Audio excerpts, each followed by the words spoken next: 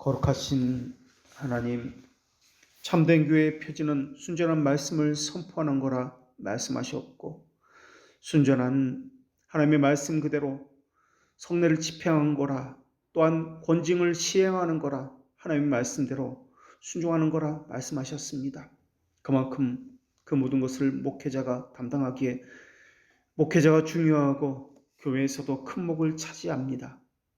그러나 하나님, 저희들이 하나님의 말씀을 받을 때 심적인 균등의 원리를 따라서 말씀을 듣고 있는지 돌아보게 하여 주시옵소서. 혹시 목사람 이름만으로 한쪽만 부담스럽고 고통스러워하며 성도란 이름으로 그저 비판하고 안 들린다고 어떻게 저런 것도 설교냐고 하면서 듣는 둥 마는 둥 하고 있는 것은 아닌지 돌아보게 하여 주시옵소서. 혹시 심적 부담감에 양극화가 교회에서 일어나고 있는 것은 아닌지 살피게 하여 주시옵소서. 우리라는 개념, 함께한다는 교회라는 그 개념이 연합이라고 하셨다면, 그렇다면 그 무게는 동일할 수는 없어도 그 마음의 부담감과 억눌림은 그 전하는 자와 듣는 자 사이에 어느 정도 있어야 할 것은 하나님께서 아시오니, 마치 헌상의 원리처럼 전하는 자와 듣는 자 이 둘로 나눠서 극단적으로 한쪽에게만 부담감을 지우고 있지 않는지 돌아보게 하여 주시옵소서. 그래서 듣는 자나 전하는 자나 모두가 성령께 의지하게 하시옵고, 균등한 심적 부담감을 나눠지게 하시옵고, 교회 운영이나 모든 면에서도 모두가 연합된 자로서 함께 우리라는 개념을 가지고 짊어지게 하여 주시옵소서. 말씀의 구원이 오직 주께 있사오니 말씀을 전하는 자와 듣는 자 모두가 동일한 의무와 책임의 부담감을 지고 오직 성령님을 의지하게 하여 주시옵소서. 말씀을 전할 때 성령께서 말씀하여 주시옵고, 동일하게 듣는 자도 성령의 음성만을 듣게 하시옵고, 이러한 일들이 한국교회뿐만 아니라 이 땅에 있는 모든 부평교회 가운데 진리의 성령께서 하시는 말씀만이 들려지고 또한 듣게 하여 주시옵소서.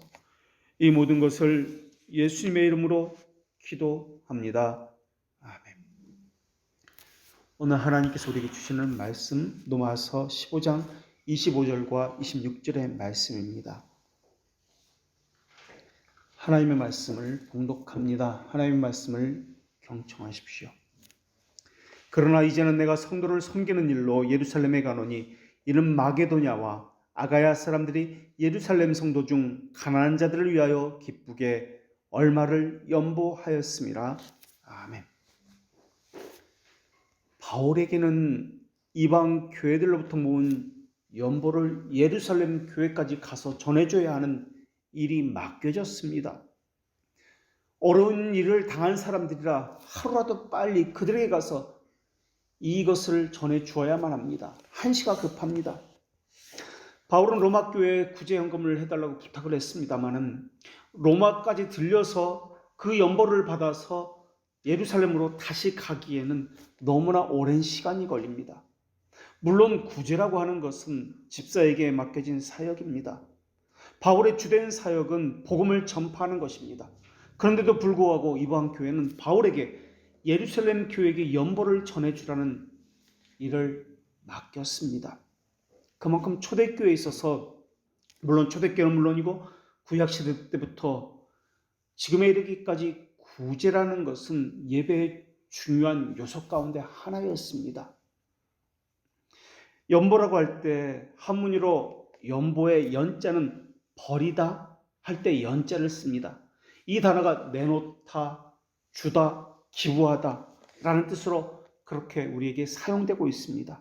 자신이 가지고 있는 것을 이웃에게 기부하다, 버리다 라는 뜻이 이 연자입니다. 그리고 연보할 때 이 보자는 한문으로 깊다, 수를 놓다 할 때 이 보자인데 고치는 것, 보태는 것, 돕는다는 의미로 사용되는 단어입니다. 그러니까 이 연보라는 것은 한자어로 원래의 뜻대로 해석하면 자기가 가지고 있는 것을 버려서 또는 내놓아서 다른 사람들이 헤어지고 낡아진 떨어진 것을 기워준다, 의미를 가진 것이 연보라는 단어입니다. 그러니까 자기가 가진 멀쩡한 옷을 가지고 다른 사람의 헤어진 옷을 덧대어서 기워준다라는 의미가 연보입니다. 그러나 연보와 11조는 다른 개념입니다. 연보도 다른 사람을 도와준다는 개념이 있고요. 11조도 구제의 개념, 다른 사람을 도와준다는 그런 목적을 가지고 있는 것이 11조입니다. 그러나 11조는 하나님께서 이스라엘 백성들의 복지, 성전에서 하나님을 섬기는 자들을 위해서 반드시 드려야 하는 강제적 명령이 11조였습니다. 그러나 연보는 강제적 명령이 아닙니다. 물론 강제적 명령은 아니었습니다만 유대인이라면 누구나 하는 것이다 라고 생각했던 것이 또한 연보였습니다. 유대인은 하나님을 향한 경건의 증명이 가난한 사람들에게 베푸는 것으로 증명된다고 생각했습니다. 그래서 이것은 초대교회만이 아니라 중세, 종교개혁 그리고 그 이후에까지 계속적으로 교회가 해야 하는 일이라고 여겨서 해왔던 일입니다. 우리말 성경에 연보라고 번역된 이 단어는 헬라어로 코이노니아라는 이 단어입니다. 이 코이노니아라는 단어는 또한 성경에서 교제라는 말로 번역되었고요. 또 다른 성경에서는 성도들을 위한 헌금으로 그렇게 사용되어 왔습니다. 또 코이노니아는 이 단어는 이런 뜻만 있는 것이 아닙니다. 우리가 이미 배웠듯이 소위 축도라고 할 때 성령의 교통하심이 있을지어다 할 때 교통이라는 단어가 이 코이노니아라는 단어입니다. 또 우리가 신앙을 고백할 때 나는 성령을 믿사오며 공교회와 성도가 서로 교통하는 것과 또는 교제하는 것과 라고 할 때 이 교제라는 단어도 코이노니아라는 것을 우리가 이미 배워서 알고 있습니다. 또 코이노니아라는 단어는 연합이라는 단어입니다. 또 성찬식이라고 할 때 홀리 코이노니아, 그래서 코이노니아라는 단어로 성찬식이라는 단어를 이야기하기도 합니다. 이렇게 여러 가지 의미를 가지고 있는 것이 이 코이노니아라는 단어인데요. 무엇보다도 연합이라는 개념을 가지고 있는 것이 이 단어입니다. 그리스도와 연합. 헌금이 성립되느냐라고 이야기할 때 하나님께서 받으셔야만 이것이 헌상이다, 헌금이다 라는 개념이 성립이 됩니다. 그렇다면 우리는 과연 행위로 하나님을 기쁘게 할 수 있을까? 라는 질문을 해보게 됩니다. 우리의 행위로, 우리의 헌금으로, 우리의 어떤 구제로 하나님을 기쁘게 할 수 있을까? 사실 그렇지 않습니다. 그렇다면 어떻게 해야 하는 것입니까? 어떻게 해야 하나님께서 받아주시고 기쁘게 여기실 수 있는 것입니까? 그것은 우리의 행위로서가 아니라 그리스도를 통해서만 가능합니다. 이것을 칭의다라고 우리는 배워서 알고 있습니다. 그리스도는 자신의 것이 아닌데 죄의 짐을 지셨고 우리는 우리 것이 아닌데 그리스도로 인해서 의의 옷을 입었습니다. 그런데 사람들은 구원을 말할 때 일반적으로 기독론에서 시작을 합니다. 그러니까 무슨 말이냐면 그리스도로부터 시작하고 있다는 겁니다. 구원을 이야기할 때. 이것은 사실 잘못된 가르침입니다. 기독론에서 시작하면 안 되고 신론에서 시작을 해야 합니다. 다시 말하면 구원을 이야기할 때 십자가부터 이야기하면 안 된다라는 말입니다. 근데 사람들은 십자가를 가지고 우리 구원을 이야기합니다. 잘못된 신앙입니다. 오늘 부활절이라고 그렇게 이야기합니다. 그러면서 부활절을 이야기하면서 그리스도의 십자가의 중요성에 대해서 이야기합니다. 그것이 우리의 구원의 원인인 것처럼 우리는 십자가 때문에 구원받은 것처럼 그렇게 이야기합니다. 그렇게 말하면은 이것은 잘못된 신앙입니다. 요한복음 3장 16절을 해석할 때 하나님이 세상을 이처럼 사랑하사 독생자를 주셨다라고 말씀하고 있는데 사람들은 독생자를 주신 것이 하나님께서 이 세상을 사랑한 것이다 동격으로 그렇게 이야기합니다.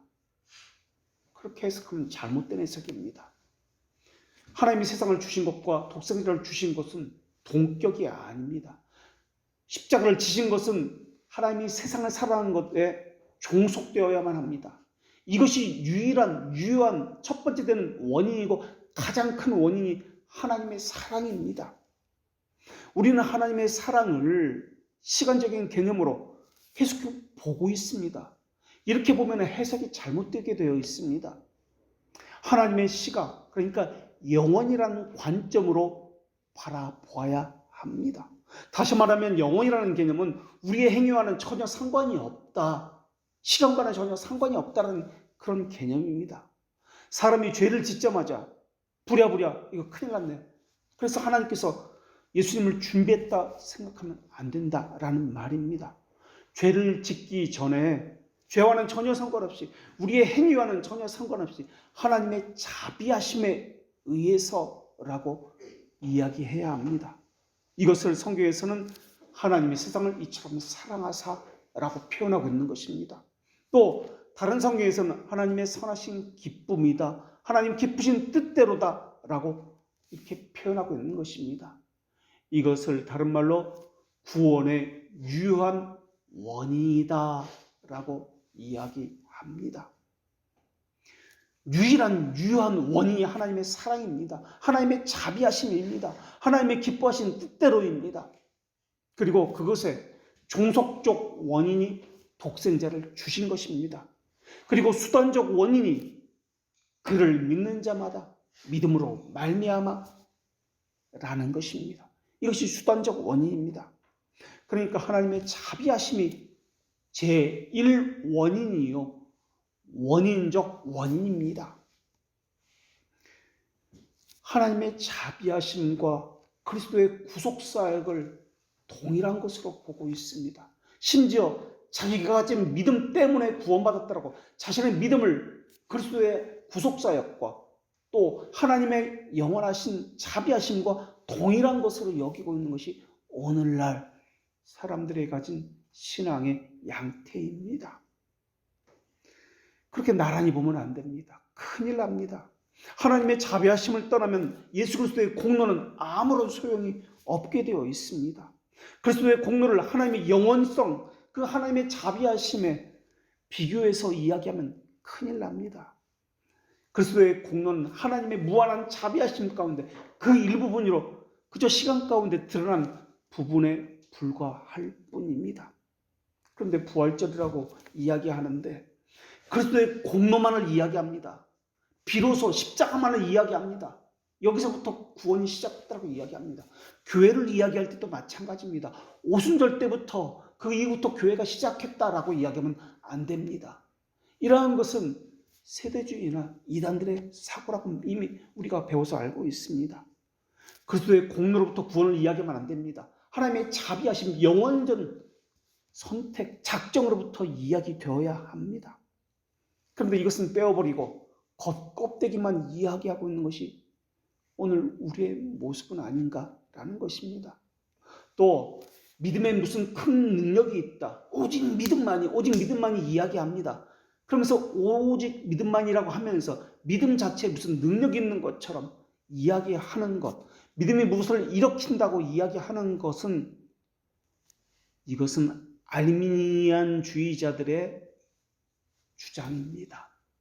믿음 자체는 우리가 이미 배워서 알고 있기를 도구다, 인스트루먼트다, 아무것도 아니다, 그냥 수단이다, 그것을 담는 그릇이다 라고 우리가 이미 배웠습니다.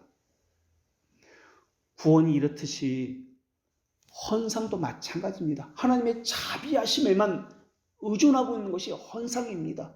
우리의 열심, 우리의 행위, 우리의 공로 이건 전혀 들어가 있지 않습니다. 오직 하나님의 자비하심에 의존하는 것이 헌상입니다. 하나님의 자비하심이 빠져버리면 남는 것은 자기 열심, 공로, 보상을 이야기하게 되어 있습니다. 그래서 내 것 가지고 내가 쓸 만큼은 떼어놓고 나머지 것을 가지고 하나님을 기쁘게 한다는 생각을 하게 되어 있습니다. 왜냐하면 이것은 내 것이니까. 엄밀한 의미에서 연보와 헌상은 조금 차이가 납니다. 보통 우리가 헌금이라고 불리는 헌상은 돈으로 내든지 쌀로도 내든지 채소로 내든지 무엇으로 내든지 하나님께 올려 드린다라는 의미를 가지고 있는 것이 헌상입니다. 그러나 헌금이라고 얘기할 때 이것은 돈으로서 바구니에 넣어드린다라는 의미로서 헌금이라 불리고 있습니다. 이것은 외국에서는 불려지는 이름이 아닙니다. 오직 우리나라에서 불려지는 이름이 헌금이라는 단어입니다. 그리고 연보라는 개념은 성도들에게 교회가 다른 교회에 도와준다는 개념을 가지고 있는 것이 연보라는 개념입니다. 그래서 오늘 본문에서도 연보라고 사용해서 교회가 다른 교회를 도와준다는 개념으로 사용되어지고 있는 겁니다. 그리고 헌상은 위로 하나님께 드린다라는 개념을 가지고 있기 때문에 영어로는 offering이라는 드린다, 올려드린다는 개념으로서 그렇게 사용하고 있습니다. 그래서 큰 틀에서 보면은 사실 연보도 헌금도 헌상도 다 하나님께 드린다라는 개념을 가지고 있고 또 연합이라는 개념을 가지고 있습니다. 또 이 단어가 교제, 사귐, 교통이라는 개념을 가지고 있는 코이노니아라는 단어를 사용하고 있다라고 우리가 나누었습니다. 그러니까 하나님께 받은 은혜를 가지고 우리가 서로 교제합니다. 교통합니다. 이게 연합이라는 개념입니다. 그래서 연보만이 아니라 헌상도 이 코이노니아라는 단어를 사용합니다. 은혜를 받았다는 것에 대해서 우리가 지난주에 하이델베르크 교리문답서 53문에서 성령은 나에게도 주어져서 나로 하여금 참된 믿음으로 그리스도와 그의 모든 은혜에 참여하게 되었다라고 고백을 하는 것을 우리가 지난 53문에서 배웠습니다. 성령께서 내게 주셔서 나로 하여금 참된 믿음을 가지고 그리스도와 그의 모든 은혜에 참여하게 되었다. 그리고 55문에서는 당신은 성도의 교제에 어떻게 이 교제를 이해합니까? 코이노니아를 어떻게 이해합니까? 라는 질문을 하고 있습니다. 두 가지로 대답을 합니다. 첫째, 신자는 모두 또한 각각 그리스도의 지체라는 것은 연합이라는 개념입니다. 지체로서 주 예수 그리스도와 교제하며 코이노니아하며 그 모든 부요와 은사에 참여합니다. 참여라는 단어도 코이노니아 연합이라는 개념을 가지고 있습니다. 교제라는 단어도 연합이라는 개념을 가지고 있고 참여라는 것도 연합이라는 개념을 가지고 있습니다. 둘째, 신자는 자기의 은사를 다른 지체의 유익과 복을 위하여 기꺼이 그리고 즐거이 사용할 의무가 있습니다. 라고 고백하고 있는 것이 55문의 고백입니다. 바로 은혜를 받은 사람의 하는 연보의 성격이 여기에 잘 나타나 있습니다. 성령께서 주셨기 때문에 그것을 가지고 참된 믿음을 가지고 참여하는 것, 교제하는 것, 이게 바로 연보다라는 개념입니다. 그러니까 먼저 그리스도에게 접붙여져야만, 연합되어야만 은혜를 받을 수가 있다는 것이 전제되어야 합니다. 그래서 접붙여진 상태에서 다른 지체를 위해서 나누어 줄 수 있게 되는 것이 연보라는 개념입니다. 그래서 헌상과 연보를 굳이 나누어서 생각해 보자면 하나님과 연합된 것은 마찬가지입니다. 그래서 연합된 것이 헌상의 의미라면은, 그래서 하나님께 돌려드린 것이 헌상의 의미라면은 연보는 이것을 연합된 자가 다른 지체에게 나눠주는 것이 연보로 생각하시면 될 것 같습니다. 유대인들은 회당이나 성전에 들어가고 나올 때 그 입구에 항상 자선을 요구하는 거지들이 있었습니다. 그 유대인들은, 그 거지들은 성전이나 회당 앞에서 째닥하면서 이렇게 노숙자나 거지가 우리말로 하기면 한 푼 줍시오, 한 푼 줍시오 하면서 째닥하면서 이렇게 손을 벌리고 있습니다. 째닥하라는 단어는 의로운 행위를 하십시오. 의를 베풀어 주십시오라는 이러한 단어입니다. 그래서 베드로와 요한이 성전에 들어갈 때, 성전문을 들어갈 때도 거기서 거지를 만났습니다. 그때 베드로는 나는 은과 금이 없습니다. 그러나 내게 있는 것, 곧 나사렛 예수 그리스도 이름으로 내게 주노니 일어나 걸으라고 이야기합니다. 그렇게 자선을 베푸는 것이 성전 앞에서 그 유대인들이 지금도 마찬가지입니다. 지금도 그렇게 구제를 하고 있습니다. 그러나 그것만 유일한 구제의 방식은 아니었습니다. 누가복음 21장에 보면 가난한 과부가 2렙돈으로 헌금함이 있었습니다. 그것에 연보를 드리는 이야기가 나옵니다. 예수님께서는 성전 앞에서 가르치시다가 가난한 과부가 성전 앞에 있는 헌금궤에 연보를 넣는 것을 보셨고 그 여자가 가난함에도 불구하고 연보를 한 사실에 대해서 칭찬을 해 주셨습니다. 유대인들에게는 나는 가난하니까 안 하면 되지, 이런 것은 부자들이 해야지, 그런 개념이 없었습니다. 과부가 가진 생활비 전부가 2렙돈이었습니다. 당시에 가장 작은 통화 단위가 한 렙돈짜리 동전이었습니다. 우리로 말하면 100원짜리 2렙돈이니까 동전의 가장 작은 개념이니까 10원짜리라기보다는 100원짜리 200원 정도 이렇게 헌금궤에 넣었다라고 보시면 될 것 같습니다. 사실 이 사람은 구제를 받아야 될 사람이지 구제를 할 사람은 아니었습니다. 그런데도 불구하고 이 가난한 과부는 자신의 생활비 전부를 내놓았습니다. 남편이 없는 사람입니다. 그렇기 때문에 어디에서도 돈이 나올 곳이 없는 사람이었습니다.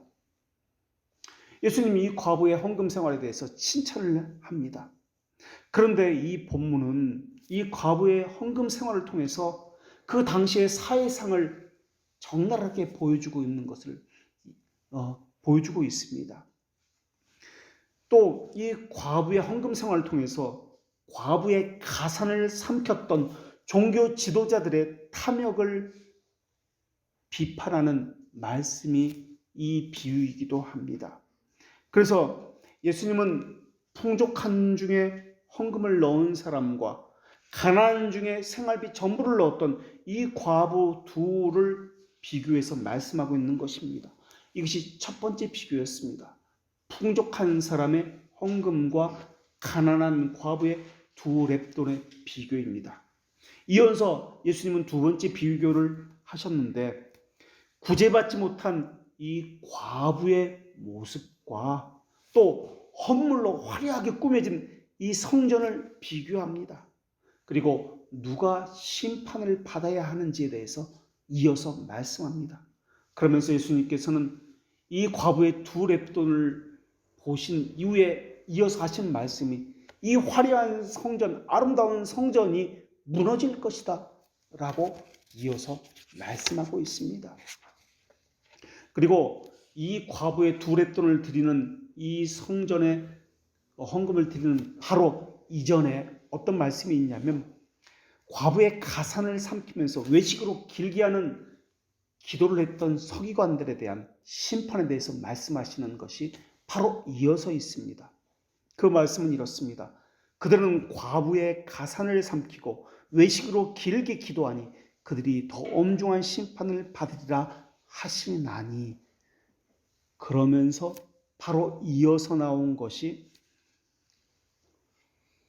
누가복음 21장 1절에서 예수께서 눈을 들어 부자들이 헌금함에 헌금 넣는 것을 보시고 또 어떤 가난한 과부가 2렙돈 넣는 것을 보시고 라고 말씀이 이어서 나오는 것입니다.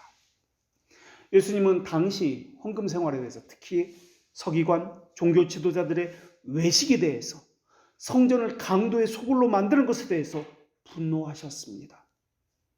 성전 안에는 수많은 장사치들이 있었습니다. 그리고 성전은 너무나 아름답게 꾸며져 있었습니다. 그들은 수많은 것들을 가지고 사고 팔고 장사를 하고 성전 안에서 막대한 이익을 남겼습니다. 그들은 성전을 아름답게 하기 위해서 예배를 돕기 위해서라는 명목으로 그 안에서 장사를 했습니다. 그러나 예수님은 심판을 말씀하셨는데 그 심판, 성전이 무너질 것이다 라는 경고의 말씀이었습니다. 그리고 당시에는 부자든 가난한 사람든 누구든지 넣을 수 있도록 성전 입구에 헌금궤가 있었습니다. 또 예루살렘 성전에만 있었던 것이 아닙니다. 각 지역에 있는 회당 앞에도 헌금함이 있었다고 보여집니다. 그래서 누구든지 입구에 들어올 때 입구에서 헌금을 했는데 또 이 헌금은 무명으로 이름 없이 했다는 것도 보여집니다. 예수님은 산상수훈에서도 당시 구제에 대해서, 잘못된 습관에 대해서 신랄하게 비판했습니다. 그러므로 구제할 때 외식하는 자가 사람들에게 영광을 받으려고 회당과 거리에서 하는 것과 같이 너희 앞에 나팔을 불지 말라. 진실로 너희에게 이르노니 그들은 자기 상을 이미 받았느니라. 너는 구제할 때 오른손이 하는 것을 왼손이 모르게 하여 내 구제함을 은밀하게 하라. 은밀한 중에 보시는 너희 아버지께서 갚으시리라. 사람에게 보이려고 하지 말라라는 것입니다. 누가 했는지 알려고도 하지 말라라는 것이 예수님의 말씀입니다. 그런데 당시 바리새인들은, 서기관들은, 종교 지도자들은 주보에 이름 내는 것, 사람들에게 알리는 것을 너무나 좋아했습니다. 나팔을 불면서 내가 구제한다, 사람들을 돕는다라고 그렇게 했습니다. 사실 오늘날은 이거보다 더하면 더하지 못하지는 않을 것입니다. 예수님 당시에 회당에서 가장 존경받는 사람을 구제 담당 사역자로 선출해서 구제를 하도록 그렇게 했습니다. 그래서 구제 담당 사역자는 그 교인들에게 가난한 자가 있습니다. 그들을 위해서 우리는 책임을 져야 합니다라고 상기도 시켰습니다. 그리고 구호품을 모았고 음식이나 생활에 필요한 다른 필수품들을 모아서 나누어 주는 일들을 교회에서 가장 존경받는 사람들이 해왔다는 것이 기록에 있습니다. 교회가 점점 성장해 가면서 가난한 자들이 너무나 많았기 때문에 점점 더 많은 시간이 필요로 했습니다. 그래서 사도행전 6장에서는 이것만 전담하는 사람들을 뽑기 위해서 사도의 역할과 집사의 역할을 분리하기 시작합니다. 그래서 사도는 기도와 말씀을 전하는 것에 전념하도록 했고, 집사는 이것을 자비의 사역이다, 구제의 사역이다 라고 이야기하고, 또는 식탁의 사역이다 라고 이야기합니다. 이 자비의 사역, 식탁의 사역에 전념하도록 그렇게 했습니다. 집사라는 것은 디아코니라는 단어를 쓰는데, 식사할 때 식사하는 옆에서 서서 서빙하고 섬긴다라는 이 의미를 가지고 있는 것이 이 집사라는 단어입니다. 그래서 집사의 사역은 예수님께서 섬김을 받으러 온 것이 아니라 섬기려 오셨다라고 하면서 예수님의 사역에 기초하고 있는데, 예수님은 이 집사라는 단어를 가지고 옆에서 서서 서빙한다, 섬긴다는 개념을 가지고 언어 유희를 통해서 섬긴다는 것이 어떤 것인지를 보여주신 것입니다. 오늘 본문과도 연관이 있는데, 하나님은 고린도전서 16장 1절 이하의 말씀에서도 예루살렘을 위한 이 자비의 사역을 한다라는 것을 기록해 놓으셨습니다. 그만큼 교회에 있어서 구제에 대한 사역은 너무나 중요했습니다. 이것은 초대교회만이 아닙니다. 2세기 말 터툴리아누스라는 교부가 저술했던 변증록에서도 성찬식에는 반드시 헌금을 했다. 그래서 거기서 모은 모금은 가난한 자들에게 구제 사역으로 썼다라는 그런 기록이 있습니다. 3세기 중반에 로마 교회의 집사였던 로렌스라는 사람이 있습니다. 이 사람의 순교 기록에 보면은 로마 황제 발레리아누스가 라우렌시오라고 하는 이 로렌스, 영어로 로렌스라는 사람에게 로마 교회 물건을 다 내놓으라고 그렇게 윽박지릅니다. 핍박의 시기였기 때문에. 그러자 이 로렌스가 황제에게 3일간 말미를 주십시오. 내가 물건을 다 정리하겠습니다 라고 이야기합니다. 그리고 3일 동안 한 것은 교회로 가서, 로마 교회로 가서 그 보물들을 가난한 사람들에게 다 나누어 주었다는 그런 기록이 있습니다. 그리고 이 사람은 불에 구워져서 죽임을 당했다라는 기록입니다. 그래서 불에 구워서 태워져 갈 때 이쪽은 잘 익었으니 이쪽도 익게 해달라고 그렇게 부탁했다는 그런 일화가 있습니다. 교회의 역사 가운데 또한 위대한 설교가, 구제에 대한 설교가로 유명했던 사람이 요한 크리소스톰이라는 그러한 황급의 입을 가진 사람 교부입니다. 그 요한 크리소스톰의 구제에 대한 설교는 지금도 남아 있습니다. 또 초대교회에 있었던 대바실레오스, 또 키프리아누스, 알렉산드리아 클레멘스에 대한 설교도, 구제에 대한 설교도 지금까지 우리에게 전해져 오고 있습니다. 이건 중세도 마찬가지입니다. 종교개혁 시기도 마찬가지고 그 이후도 마찬가지입니다. 16세기에 장로교라는 단어를 처음으로 사용한 토마스 카트라이트, 장로교의 아버지라고 불리는 사람인데요. 이분은 교회 개혁의 첫 번째 과제가 집사 사역의 회복이다라고 말할 정도였습니다. 그만큼 구제 사역은 교회에 있어서 정말 중요한 사역이었습니다. 그러나 이 구제 사역은, 헌상도 그렇고 연보라는 이 사역은 옛사람과 육체로는 도저히 할 수 없는 사역입니다. 옛사람과 육체로 하려다 보니까 형식적이고 위선적이고 사람들에게 보이려고 했던 것이 바리새인들과 서기관과 종교 지도자들의 모습이었습니다.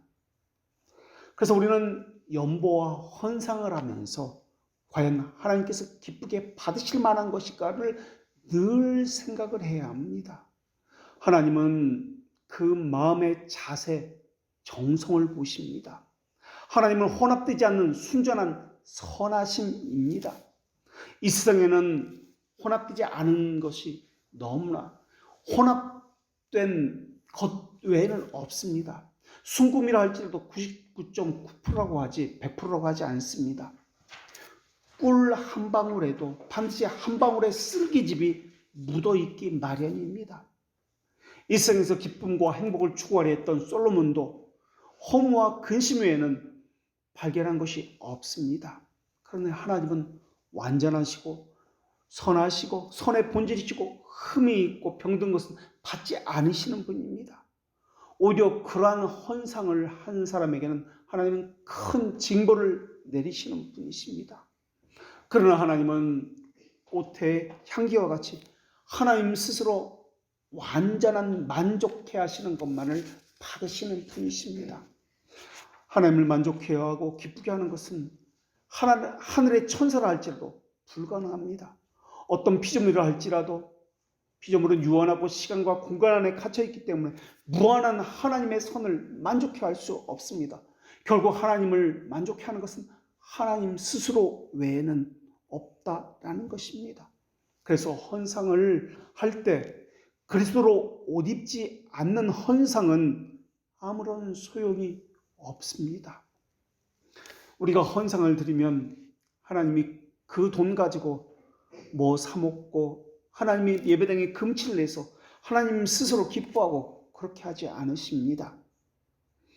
제사를 드리면은 이것은 내 것이지만 내가 너희에게 다시 주어 너희로 하여금 내 앞에서 먹게 하리라 하시는 것처럼 헌금을 하면 헌금을 가지고 하나님이 쓰시는 것이 아니라 우리에게 다시 돌아오는 재기의 성격을 가지고 있는 것이 헌금과 헌상입니다. 우리에게 되돌아와서 우리를 위해서 헌금이 쓰일 때는 그러나 같은 돈이라 할지라도 그 의미와 성격이 달라지는 것입니다. 개인이나 교회가 준 돈을 쓰는 것이 아니라 하나님께서 우리에게 되돌려 준 것을 쓰기 때문에 그렇습니다. 예를 들어서 우리가 돈 10,000원을 헌금했다라고 생각해 보십시다.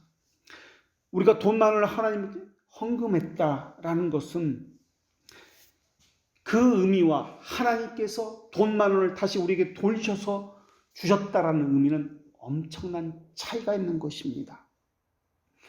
내가 하나님 앞에 드렸다라고 할 때 하나님께 연락드리면은 물론 예수 그리스도의 이름으로 드려야 하지만 거기에는 마음을 갈고 닦고 정성을 모아서 가슴에 소중하게 품은 사랑과 경외심을 담아서 그 돈 10,000원이라는 것을 상징적인 의미로 담아서 그 안에 나의 모든 것을 담아서 드리게 되어야 하나님께서 받아주십니다. 간절하고 사모하는 마음이 담기지 않는 돈은 하나님과는 상관없는 형식적으로 드린 것에 불과하기 때문에 하나님께서 받아주시지 않습니다. 그런 것은 바리새인들이라 하는 것이지 하나님의 은혜를 하는 사람은 그렇게 할 수 없습니다. 그렇게 내 자신을 담아서 그리스도의 이름으로 드렸다 할지라도 하나님께서 그것을 받으셔서 우리에게 다시 내려주셔서 우리가 쓰도록 하십니다. 내가 담긴 것을 받으셨고 다시 그 돈은 우리에게 돌려주십니다. 사람들은 내가 내 주머니에서 내서 나를 위해서 짜장면 사 먹는 것하고 내가 낸 돈으로 교회에서 내게 교회 이름으로 짜장면 사주는 것하고 무슨 차이가 있느냐고 반문할지도 모르겠습니다. 같은 돈이지 않습니까? 내가 드린 것은 내 마음과 내 모든 것을 드리지만 과연 그런 사람이 얼마에 있는가? 이것은 차지하고라도 하나님이 우리에게 주신 것은 그 돈을 주신 것이 아니라 하나님 자신을 우리에게 주셨다는 것을 우리는 기억해야 합니다. 나는 내 자신을 담아서 나를 하나님께 드렸지만 하나님은 다시 돌려주실 때 하나님 자신을 우리에게 주시는 것입니다. 우리는 시간 안에서 제한된 것과 유한한 것을 드리지만 하나님이 주시는 것은 썩지 않는 무한한 것과 영원한 것을 우리에게 다시 돌려주시는 것입니다. 이것은 무슨 말이냐면 하나님께서 주시는 것은 하나님 뜻 전체를 주신다는 것인데 우리가 오병이어를 생각하면 이해가 쉽게 될 것입니다. 오병이어를 가진 아이는 자신의 전부를 다 드렸습니다. 이제 아이는 다 드렸기 때문에 굶어야 할지도 모르겠습니다. 나는 이제 먹을 것이 없습니다. 3일 동안 굶었는데 이제 나는 더 굶어야 합니다. 아이지만은 그러나 자진해서 기쁨으로 기꺼이 자신의 먹어야 할 것을 먹지 아니하고 모든 것을 드렸습니다. 자신의 모든 것을 담은 것입니다. 어쩌면 생명도 담아서 드린 것입니다. 그런데 하나님은 이것을 받으셔서 다시 그 아이에게 돌려주셨습니다. 어떻게 돌려주셨습니까? 하나님께서 그 아이에게 돌려주실 때 그 아이에게만 주신 것이 아니라 거기 있는 모든 사람에게 동시에 돌려주셨습니다. 배불리 먹고 남을 정도로 풍성하게 돌려주셨습니다. 배불리 먹었다는 의미만 담은 것이 아니라 우리의 필요를 채우시는 분이 하나님이다라는 것을 인식시켜 주셨다는 말입니다. 하나의 상징으로서 어린아이가 드리는 헌상을 가지고 하나님께서는 그렇게 받으신 것을 다시 되돌려 주셨다라는 말입니다. 그리고 그곳에 있는 모든 사람들이 어린아이뿐만 아니라 하나님이 어떤 분인지에 대해서 확실하게 깨달아 알았습니다. 그러면서 예수님께서는 나는 생명의 떡이다 라고 말씀해 주시면서 사람이 떡으로만 살 것이 아니요 라고 해 주셨습니다. 떡은 계속해서 부족할 것입니다. 떡은 계속해서 먹어야 할 것입니다. 계속해서 필요를 채워주어야 할 것입니다. 그러나 말씀의 근원이신 그리스도는 생명의 근원이다, 원천이다 라고 말씀해 주면서 모든 것은 그리스도로부터 주어진다 라는 것을 그들로 하여금 깨닫게 하신 것입니다.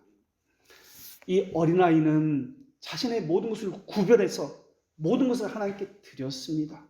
이것은 받으심직한 하나님께서 기뻐하시는 헌상이었습니다. 거기에는 그 아이를 향한 하나님의 보호하심과 먹이심이 다시 되돌려 받는다는 것을 깨닫게 되었습니다. 이제는 내가 드린 것, 이것만 가지고 음식만 가지고 말하는 것이 아니라 하나님께서 모든 것의 근원이시다라는 것을 가지고 이제는 되돌려 받았을 때는 말하기 시작하는 것입니다. 돈이라는 것은 우리가 살아가는 데 있어서 하나의 수단입니다. 그것은 전부가 아니지만은 그러나 많은 부분을 일정한 부분에 큰 부분을 차지하고 있는 것이 돈입니다. 물론 수단이 없으면 불편합니다. 힘들고 고통스럽습니다. 그러나 하나님은 그것을 뛰어넘어서 하나님의 은혜를 사는 법을 배우게 하셨고 수단과 방법도 하나님으로부터 주어진다는 것을 배우게 하셨습니다. 우리는 헌상을 통해서 이러한 것을 배우게 됩니다. 하나님의 자비로운 약속이라는 것을 말입니다. 그렇기 때문에 오늘 본문에서 로마 교회가 예루살렘 교회를 도왔다. 마게도니아 교회가 예루살렘 교회를 도왔다. 이것은 그저 한 사람, 한 교회가 돈 얼마를 도와줬다. 그런 개념으로 생각하면 안 된다라는 것입니다. 무한하신 하나님의 자비로움으로부터 끊임없이 부어지는 행복과 기쁨이 있다는 것을 상징적으로 보여주는 것이 연보를 받았다라는 이 개념입니다.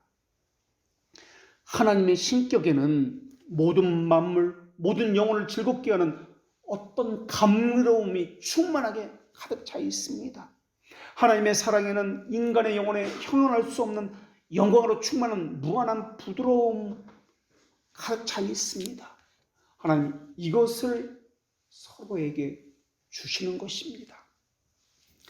성도들이 고난 속에서도 하나님 안에서 있는 그 수많은 충만한 기쁨을 발견할 수 있었다면 그들이 멸관을 쓸 때는 얼마나 놀라운 기쁨과 즐거움으로 누릴 것인지를 생각해 보십시오.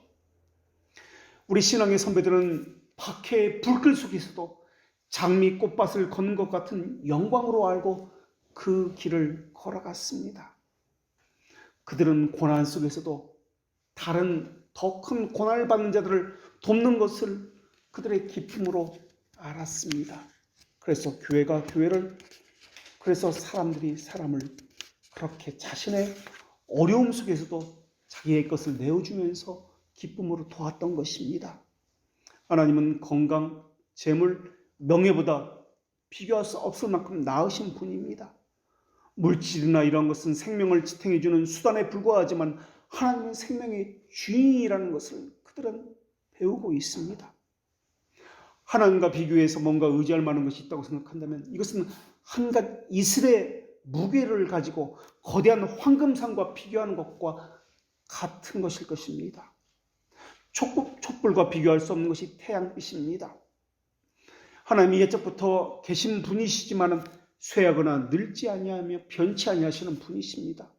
하나님이 주시는 기쁨이 무한하다면 그 면류관은 시들지 않을 것입니다. 하나님의 자비로움은 헌금을 다시 우리에게 되돌려 주시는 재기시키는 것을 통해서 확인해 볼 수 있습니다. 구약시대의 재물은 다 불태워졌습니다. 그것은 우리 것이 될 수가 없었습니다. 물론 화목제물은 다시 우리에게 되돌려 주었습니다만 하나님은 이제 그것을 다시 우리에게 재기시켜 주셔서 우리의 생명을 위해서 사용하라고, 우리의 몸된 교회를 위해서 사용하라고 재기시켜 주십니다. 그저 생명을 위해서 사용하는 말이 아니라, 그저 교회를 위해서 사용하는 말이 아니라 생명의 주인이시 누구신지 깨달으라고 다시 주시는 것입니다. 교회의 목적과 목표가 무엇인지 깨달아 알라고 주시는 것입니다. 그래서 우리는 그것을 받을 때마다 생명의 원천이 주께 있사오니 라고 고백하게 되는 것입니다. 헌상이 제사라는 점에서 이것을 잊어서는 안 됩니다. 연보라는 것은 단지 돈 얼마를 거두어서 어려운 사람 몇 사람 도와줬다는 그런 개념이 아닙니다. 오직 선을 행함과 서로 나누어 주기를 잊지 말라. 이 같은 제사는 하나님이 기뻐하시느니라 라는 히브리서의 저자의 그 말씀처럼 하나님께서 기뻐하시는 일입니다. 그러므로 우리는 기회 있는 대로 모든 이들에게 착한 일들을 하되 더욱 믿음의 가정들에게 할지니라. 그렇기 때문에 우리는 세상 사람들이 구제하는 것과 우리가 구제하는 것은 다른 의미의 구제입니다.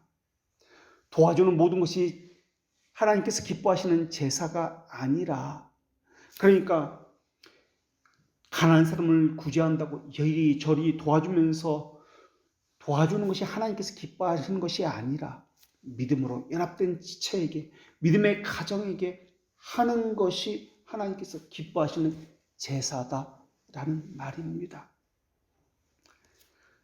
영원토록 하나님을 즐거워하는 것이야말로 영원히 누릴 수 있는 최고의 복락입니다. 천국은 하나님을 누리는 곳입니다. 우리가 항상 주와 함께 있으리라. 이게 연합의 개념입니다.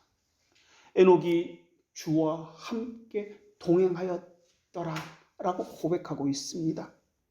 항상 하나님과 마음이 함께 있는 것, 하나님의 의지와 함께 있는 것, 이것이 연합이라는 개념입니다. 믿음으로 연합되었기 때문에 우리 모두가 서로가 서로에게 거룩한 정서로 하나님과 함께합니다. 그렇기 때문에 다른 지체를 돕는 것을 결코 이상한 일로 여기지 않았습니다. 연합되지 않으면 할 수 없는 것이 자선과 관련된 연보이기 때문에 그렇습니다. 그것은 감각적인 것으로, 이상의 세상의 것으로 이해될 수 있는 것이 아닙니다. 사람들은 천국이라는 개념을 마치 육체적인 쾌락을 누리는 것으로 생각하고 있습니다. 하나님의 영혼에 잇대는 일이기 때문에 헌상을 그저 돈 많은 주는 것으로 생각하면 안 된다라는 것을 말씀드리는 것입니다. 헌상이 제사라는 점에서 하나님께 드린다는 것, 하나님께 드린다는 것을 빼어버리면 이것은 헌상이 될 수 없는 것처럼, 이 연보라는 개념도 하나님께 드렸다라는 개념을 빼어버리면 연보라는 개념이 성립이 되지 않습니다. 그래서 하나님은 이사야 선지자를 통해서 이렇게 말씀하셨습니다. 너희의 무수한 재물이 내게 무슨 유익이뇨? 나는 순양의 번제와 살찐 짐승의 기름에 배불렀고 나는 숫송아지나 어린 양이나 순염소의 피를 기뻐하지 아니하노라. 형식도 중요하지만 그 중심이 빠져버리면 너희는 내 마당만 밟을 뿐이다 라는 하나님의 말씀처럼 땅만 밟고 그냥 돌아가는 경우가 허다할 것입니다. 하나님은 성회로 모이는 것이나 안식일에 모이는 것이나 분양하는 것과 월삭과 대여로 모이는 것을 내가 도무지 견딜 수 없노라 라고 말씀해 주셨습니다. 하나님은 우리에게 그러면서 너희 스스로 깨끗하게 하여 내 목전에서 너희의 악을 버리고 선행을 배우며 공의를 구하라고 말씀해 주셨습니다. 하나님께서 받으시는 유일한 제사는 상한 심령으로 드리는 제사입니다. 상하고 통회하는 마음으로 드리는 것만을 하나님께서 기뻐 받으십니다. 왜 하나님은 상한 심령의 제사만을 받으실까요? 상한 심령의 반대인 강팍한 마음에 대해서 먼저 말씀드리도록 하겠습니다. 강팍한 마음은 말라 비틀어진 돌처럼 딱딱한 그러한 상태를 가진 마음을 이야기합니다. 이들은 굳은 마음이라고 성경에서 표현하고 있는데 이 돌처럼 딱딱하게 말라 비틀어진 이 마음은 듣긴 들어도 진리에 대해서 무감각합니다. 그래서 하나님의 정서에 대해서는 흔들리지 아니하고 자기 것을 고집합니다. 그래서 하나님의 의지에는 불복종하는 마음을 가진 자들의 모습이 굳은 마음의 상태입니다. 이들은 강팍한 마음을 가졌다고 이야기하는데 극도로 말라서 딱딱하게 굳어진 상태라. 그렇게 딱딱하게 굳어진 마음을 가지게 된 이유는 두 가지 때문에 그렇습니다. 그들의 근본적인 이유는, 그래서 근본적인 이유라 불리는데, 내적 부패성과 성령의 은혜 아래 살지 않기 때문에 그들은 딱딱하게 굳어진 마음, 강팍한 마음을 가지고 있게 된 것입니다. 그래서 진리에 대해서 듣긴 들어도 무감각하며 하나님의 정서에 흔들리지 아니하고 자기를 고집하며 불순종하고 불복종하게 된 것입니다. 두 번째 이유는 실제적인 이유라고 불리는 것인데, 이것은 범죄하거나 그들의 은혜 받은 마음을 지키지 못하기 때문에 그렇습니다. 그래서 은혜를 받는 것도 중요하지만 은혜를 보존하고 유지하고 이것을 늘 가지고 있는 것이 더 중요하다고 우리가 이미 배워서 알고 있습니다. 그래서 진리를 듣지 못하고 거룩한 정서에 마음이 움직이지 아니하고 하나님의 마음에 불순종합니다. 왜? 은혜의 방편을 활용하지 않고 있기 때문에, 그 심정이 죄로 인해서 딱딱하게 굳어졌기 때문에 그렇습니다. 그래서 하나님께서는 에스겔 선지자를 통해서 이렇게 말씀하셨습니다. 백성이 모이는 것 같이 내게 나오며 내 백성처럼 내 앞에서 앉아서 너희의 말을 들으나 그대로 행하지 아니하니 이는 그 입으로는 사랑을 나타내어도 마음으로는 이익을 따름이라. 왜 행하지 않습니까? 입으로는 행한다 말하면서, 입으로는 사랑한다 말하면서 왜 행하지 않습니까? 마음으로는 이익을 따름이라. 이것이 하나님의 말씀입니다. 자기 이익을 따져서 헌금하고 자기가 손해보는 짓은 더 이상 하지 않습니다. 적당히 자기가 감당할 만큼만 하는 것, 이것이 바로 에스겔 선지자를 통해서 하신 하나님의 말씀입니다. 어떤 사람들은 공경에 처할 때 고통스러운 일을 당하면 그때서는 하나님을 찾습니다. 그러나 그 어려움이 끝나면 결심한 것은 다 잊어버립니다. 마치 마실 물을 얻기 위해서 갑작스런 폭풍을 의지하는 것과 마찬가지입니다. 폭풍이 지나가면 물도 없어집니다. 그리고 더 이상 물을 찾을 이유도 사라져버렸기 때문에 물을 찾지 않습니다.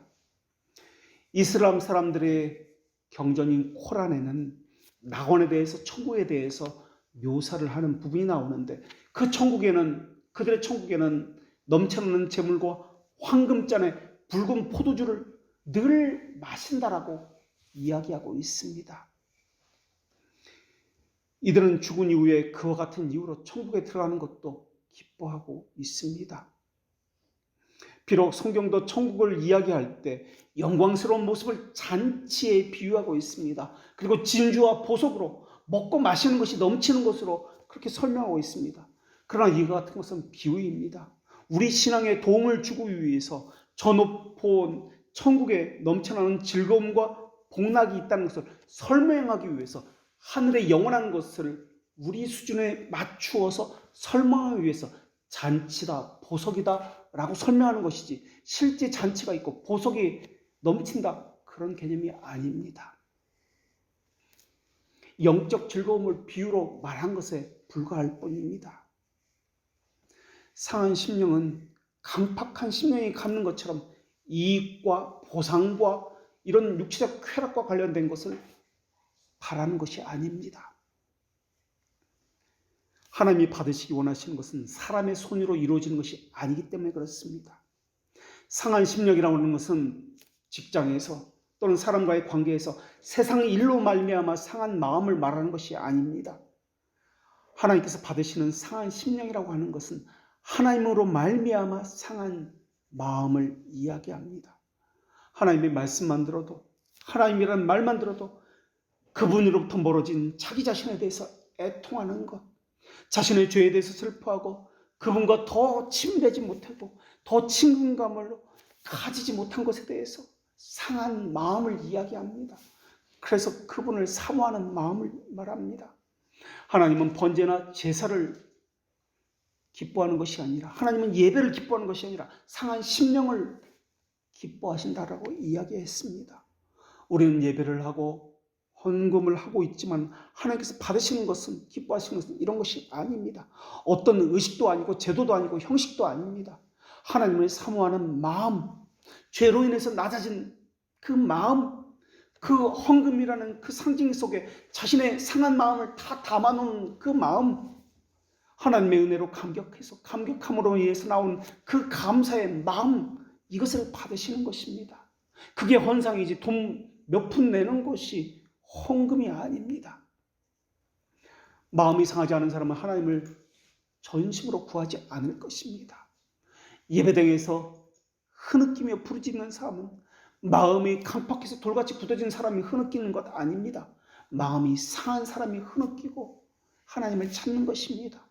침묵 가운데 예배를 드리면서도 한 구석에 앉아서 끊임없이 흐른 눈물을 닦으면서 소리는 내지 못해도 나의 하나님, 나의 하나님, 이 죄인이 여기 있습니다라고 마음으로 울부짖고 흐느끼는 사람은 상한 심령을 가진 사람입니다.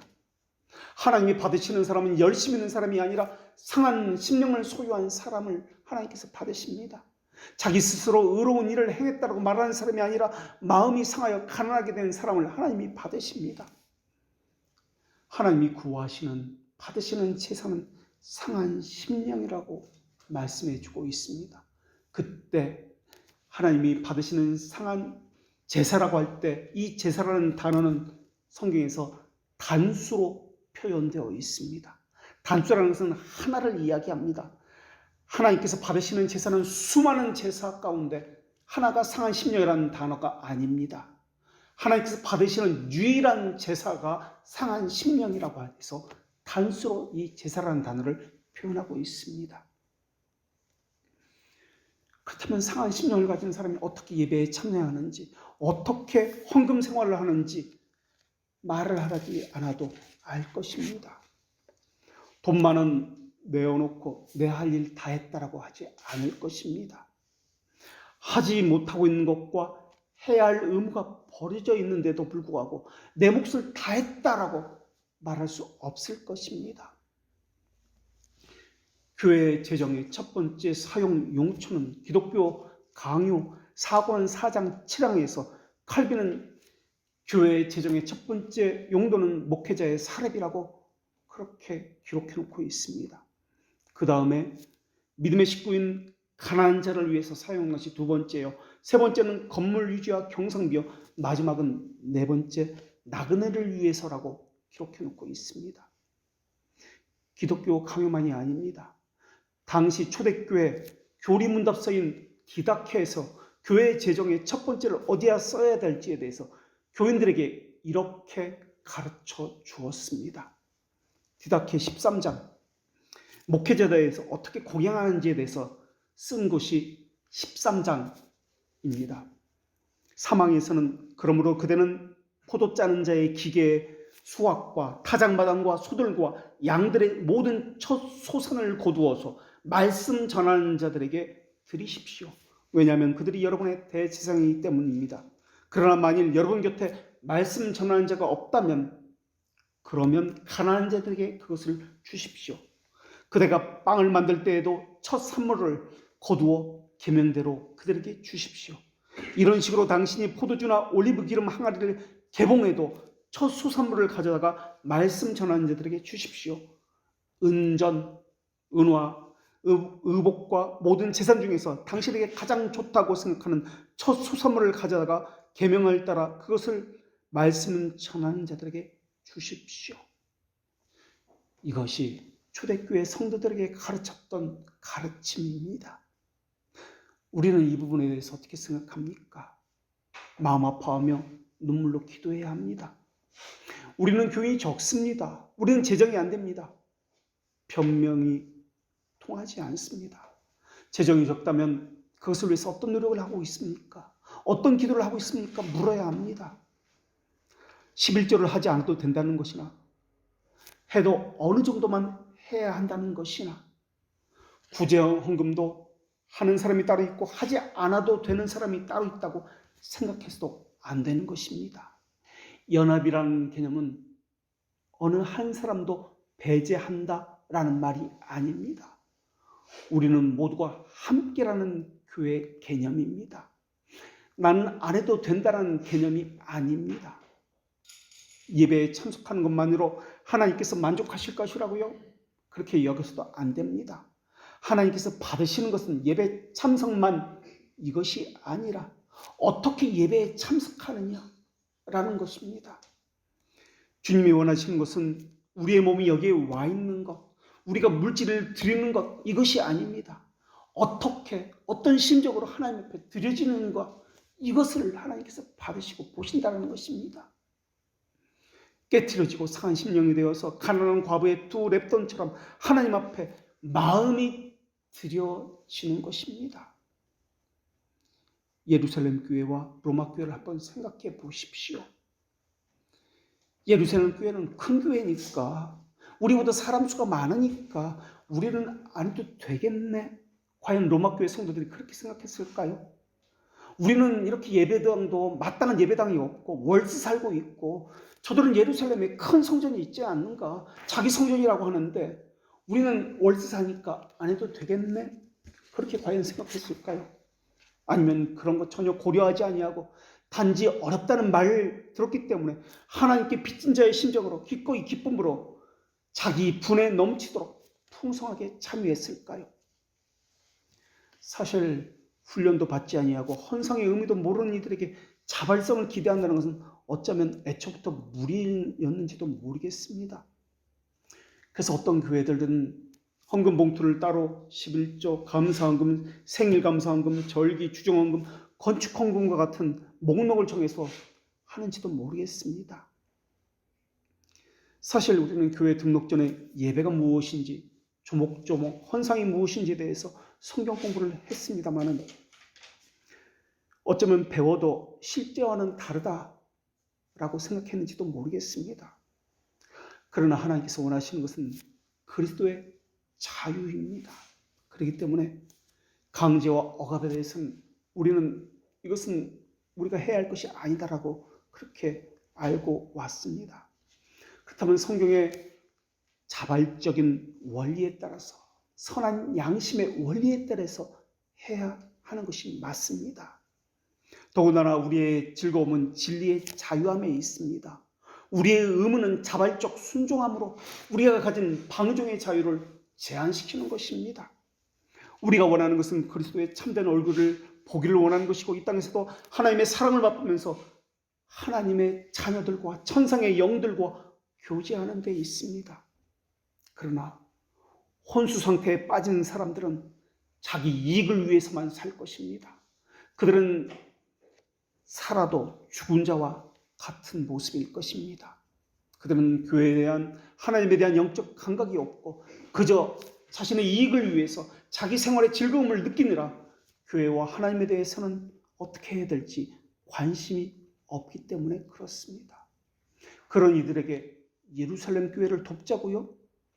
이럴 때 그들은 나도 먹고 살기 바쁜데 어떻게 우리가 그렇게 할 수 있습니까? 라고 이야기할 것입니다. 아니면 이리저고 저리저고 우리가 여유가 있으면 그때 하겠습니다 라고 말을 할 것입니다. 정말로 하나님께 예배하고자 한다면 하나님의 거룩한 이름이 거룩히 여김을 받는다는 그 소망 외에는 다른 것이 아무것도 없을 것입니다. 그들은 의문에 묵은 것으로 하지 아니하고 성령을 따라 영의 새로운 법으로 섬기기 때문에 그렇습니다. 내가 믿는 것은 전에 하던 방식대로 해서는 되는 게 아니구나. 그것을 깨닫는 게 있어야 됩니다. 깨닫는 것이 있으면 전에 하던 방식을 다 버리고 잘못된 것을 고치고 성경에서 하나님께서 말씀하시는 대로 나를 맞추어가야 합니다. 내가 천국에 가면서 이것저것 따져가고 손에 안 볼 그만큼만 하는 것은 신앙이 아니구나. 그런 것이 있어야 합니다. 예수 믿는 도리를 따라 산다고 하면서 세상 방식 그대로 가지고 와서 예전이나 지금이나 달라진 것이 전혀 없다면 그것을 어떻게 신앙이라고 부를 수 있단 말입니까? 주님을 의지하고 산다는 것이 어떤 것인지 그것을 깨달았다면 그렇게 살아야 되는데 영주주의자처럼 그저 혀와 머리에만 가지고 그렇게 산다라고 착각하고 있는 것은 아닌지요. 순종해 보지도 아니하고 그렇게 하면 어려울 거야. 내가 힘들 거야. 그렇게 자기 의지로 판단하고 있지는 않는지요. 세상을 끊고 은둔하며 수도대처럼 살라는 말이 아닙니다. 광신자들처럼 다 끊고 교회에 와서 철야기도 하면서 교회를 위해서 살라는 말이 아닙니다. 주님을 사랑하고 성경을 가르치는 대로 그렇게 살라는 말입니다. 우리는 로마 교회와 예루살렘 교회의 관계를 통해서 또 마게도니아 교회, 아가야 교회와 예루살렘의 교회, 그 초대교회의 관계를 통해서 또 구제사역을 통해서 많은 것을 깨닫게 됩니다. 여호와의 눈은 온 땅을 두루 감찰하사 전심으로 자기에게 향하는 자들을 위하여 능력을 베푸시나니. 예루살렘이라고요? 아니 여기와 거기 거리가 어딘데? 여긴 로마예요. 고린도예요. 하나님의 뜻을 행하는데 거리가 문제가 될까요? 과연? 마게도니아 교회, 아가야 교회, 그리고 예루살렘 교회는 엄청난 거리를 가지고 있는 그러한 도시들입니다. 한쪽은 유럽이고 한쪽은 아시아입니다. 그런데 도왔습니다. 그만큼 아무리 멀리 떨어진 교회라 할지라도 그들의 교회의 어려움에 귀를 열어놓고 있었다라는 말입니다. 그 먼 예루살렘 교회의 소식까지 귀를 열어놓고 그곳의 어려움에까지 동참하는 그 사람들이 자기 교회 내 어려운 사람들에 대해서 소홀히 했다고요? 그렇진 않았을 것입니다. 연합이 되지 않았다면 다른 사람에게는 관심이 없을 것입니다. 내 것만 알고 내 이익을 위해서 살아갔을 것입니다. 그러나 연합이 되었다면 다른 지체, 상호간에 관심을 가지고 있었을 것입니다. 또 관심만 가지고 있는 것이 아니라 실제적인 것과 구체적인 어떤 행동까지도 나왔을 것입니다. 정말 힘이 없다면 하나님, 내가 힘이 없습니다 라고 전적으로 하나님을 의지하는 심정이 있는지 없는지 그걸 따져 보았을 것입니다. 하나님을 의지하는 마음이 있는지 없는지 상한 심정, 그것이 가장 주된 가장 큰 문제입니다. 기도하겠습니다. 하나님, 거룩한 하나님의 교회는 상징으로서의 교회가 아니라 실제로서의 교회이며 예수 그리스도를 머리로 삼고 모든 지체가 그리스도께 연합한 교회이지 않습니까? 몇 가지 의식에 참여하는 것으로, 그저 사람을 만나는 것으로, 또 돈 몇 푼을 내어 놓았다는 것으로, 이것으로 신앙생활을 하려는 모든 바리새파적 누룩이 우리에게 있다면 다 제거되게 하여 주시옵고, 인간 전통에 의해서 고안된 것이나 또한 자의적 숭배나 또한 도나투스파 같은 엄격주의도 제거해 주시옵고, 오직 성령의 진리에 따라 선을 행하며 나눠주기를 기뻐하는 자들 되게 하여 주시옵고, 연합이라는 개념, 그리고 교제라는 것과 사귐이라는 것과 교통이라는 것이 어떤 것인지, 교회라는 것이 어떤 것인지 분명히 알고 하나님의 말씀에 내 자신을, 내 상한 마음을 들여서 순종하는 자들 되게 하여 주시옵소서. 이 모든 것을 우리의 순종의 의가 되시는 예수님의 이름으로 기도합니다. 아멘.